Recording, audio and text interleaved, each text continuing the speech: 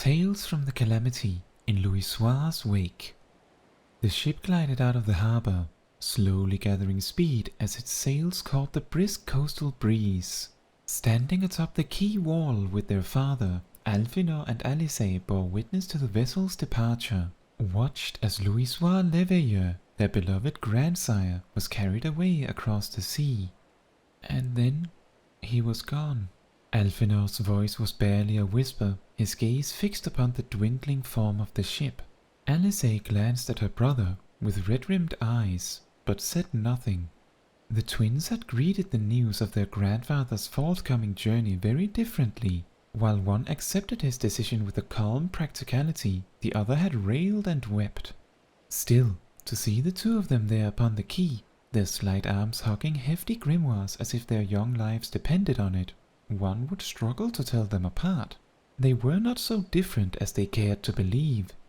Even had you not gained admission to the studium, and made me exceedingly proud in doing so, these gifts would have been yours regardless. Here, one for each of you. When read together, these two grimoires form a single tome. Provided you support one another's studies, I have no doubt that you will soon come to understand the lessons inscribed therein. The volumes Louisoix gave to his grandchildren scant hours before his departure were curious indeed. Crafted such that the contents of one could not be deciphered without the other, they hinted at the impish humour which danced behind the oft-times solemn visage of Charlian's preeminent sage and scholar. "Thank you, grandfather." Alphinaud accepted his grimoire with a practised grace and dignity. Alice, meanwhile, received her gift distractedly and swiftly resumed her attempts to dissuade Louisoix from his course. "Must you leave, grandfather? Is there naught I can say to make you stay?" "Please, my dear, we have spoken about this." It had been almost a month since the twins first learned that Archon Louisoix would be leaving Charlian for the shores of Eorzea. His purpose, he had patiently explained, was to aid the distant realm in forestalling the ruinous arrival of the seventh umbral era. Sensing the fixity of his grandsire's resolve, Alphinaud had chosen to swallow his melancholy and voice no word of complaint. Not so his sister, nor less his father, Fortunaud. Alice protested the journey purely out of her abiding love for Louisoix and the unbearable thought of his absence. Fortunaud's strident objections were of a more political nature. Louisoix's eldest son was an influential member of the Forum, the body responsible for shaping Charlian policy, and he, like so many of his colleagues, was a staunch opponent of military intervention.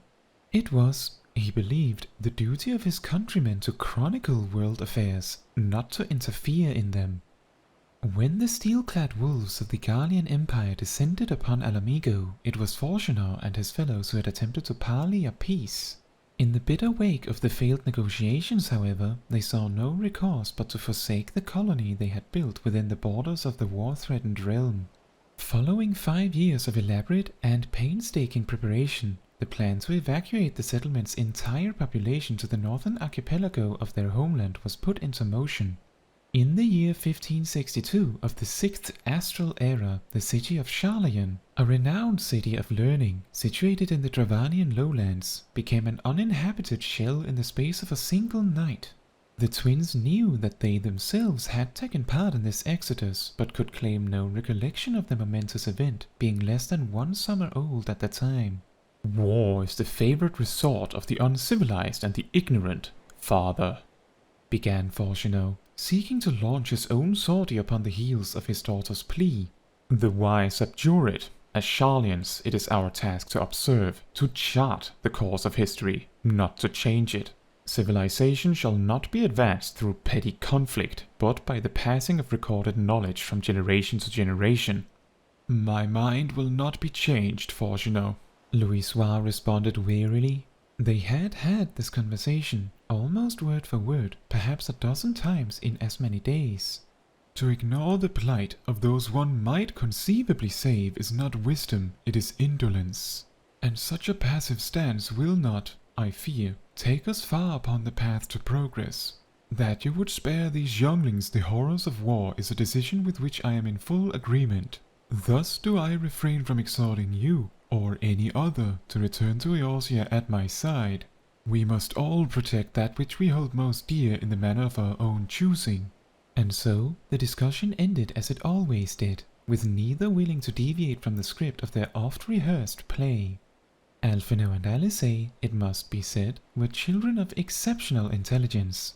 So advanced were they in their studies of aetheric theory and other such esoteric subjects that both had gained acceptance to the studium at the tender age of 11. Thus it was that the sharp-minded Alphino, while able to recognize the logic of his father's arguments, could also see that his grandfather's cause was just. That the boy remained silent then stemmed not from simple stoicism, but from a keen sense of his own inadequacy, a realization that his unpolished skills would yet prove more a hindrance than a help to Louisoix's endeavor. Though no less bright, Alice eschewed her brother's affected maturity and gave vent to her discontent, inwardly cursing Alphino all the while for his mute acceptance of her grandfather's decision. How can he stand there and say nothing? A small, yet conspicuous crack had appeared between the siblings.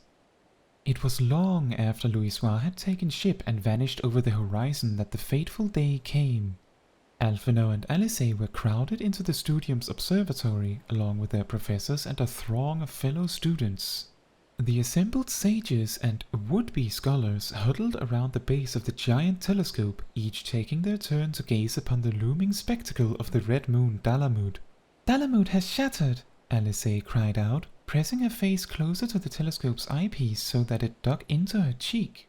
The view provided by the device's array of magnifying lenses was distorted and indistinct, but the fate of the satellite was unmistakable. She could see its crimson-fringed silhouette breaking apart in the skies over Carteneau. "Shattered? What? Before it struck the ground?" "How's that possible?" Excited murmurs and hastily formed theories erupted from teacher and pupil alike. "He's done it! Grandfather has saved Eorzea!" Alice turned to find her brother's face, her eyes glistening with tears of joy and relief. For some time now, Archon Urianger had been kind enough to relay to them brief reports of Louisoix's efforts in those chaos-stricken faraway lands. It was he who had informed them of their grandfather's presence at the Carteneau Flats, and of the battle that still raged like as not beneath that blood-red sky. Shouldering aside his madly grinning sibling, Alphino squinted through the ocular lens. Though the air was thick with billowing clouds of smoke and ash, he was forced to agree with Alice's assessment. Dalamud was no more. "But something is awry." Alphino continued to scrutinize the distant scene. The red moon's bloody glow had been replaced by an equally unsettling incandescent rain, as if the heavens themselves were weeping tears of light. Terribly, terribly awry. Dalamud's spectacular demise gave rise to a tidal wave of etheric energy which rendered link shells all but useless for a period of many days. During this time, the Leveilleur siblings were left to stew upon the wonders they had viewed from afar. Then, after weeks without word, a letter from Urianger arrived. The Archon's elegant script described horrors the twins could scarce bear to picture. From the cracked husk of the red moon had emerged a dragon primal immense beyond imagining. An incarnation of wrath and raging flame that had laid waste to the land for miles in every direction. Undeterred, Louisoix had persisted with his plan to call forth the power of the 12, and thus, it seemed, was the abomination banished. Eorzea had been saved. When the siblings reached the conclusion of Urianger's staggering account, however, the pale flame of hope, which both had been nursing, was finally extinguished. "On the broken fields of Carteneau did my dearest mentor, thy beloved grandsire, become as light and embark upon his final journey." Alphino's shoulders trembled with quiet sorrow, while Alice wailed aloud, caring not who heard her grief. 5 years later, a ship once more glided slowly out of the harbor. Alphino and Alice stood on the gently rolling deck, watching the gradually shrinking figure of their father alone upon the quay. Recent graduates of the studium, the twins were now 16 summers old enough to be considered of age in Charlian society. And so, although he opposed his children's planned journey, Fortunato had not sought to bar their way. "And now it is our turn," murmured Alphino, thinking back to the day of their grandsire's departure. "We follow in grandfather's wake," replied Alice, her head bowed. Looking over at her, Alphino was struck by how widely their convictions differed. As they gripped the rail, however, identical grimoires now hanging from their belts, one could hardly tell them apart. No, they were not so different as they cared to believe. Thank you for listening to this story reading. If you enjoyed it, please consider leaving a like. You can also subscribe and tick the bell to get notified when next I post a video. And finally, what is your favorite quote by Alphino and or Alice? I would love to hear about it in the comments.